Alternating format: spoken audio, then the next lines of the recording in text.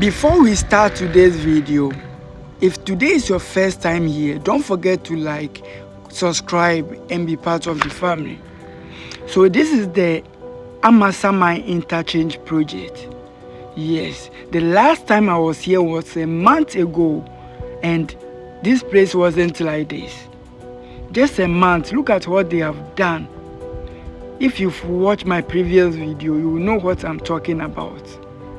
So I'm here to follow up on this project and give you the latest update from the ground. Yeah, so I'm going to walk around this project and show you every single progress they have made. So the Amasaman Interchange project is on the Ofanko Nsawam Road construction project, which is currently ongoing. 70% is completed, and you are going to find out soon because I have done a video of this place which I'm going to post soon. So subscribe if you don't want to miss out. And if you want to support me, buy a drone. I'm in need of a drone. If you want to support me, any amount you want to help me with, just use the number on your screen.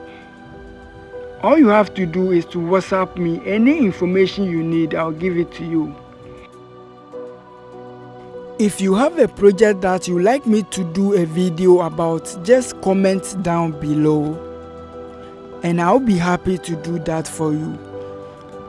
Maybe you are not in Ghana, or maybe you are in Ghana, especially Accra, but you don't come to this area. Yes, Ghana is changing. Ghana is developing. If you subscribe to this channel, you will find out what I'm talking about. So in today's video is all about Amasaman Interchange project. Now let's take our time and explore this heavy project together. Don't forget to like the video, comment, share and subscribe. Now let's talk.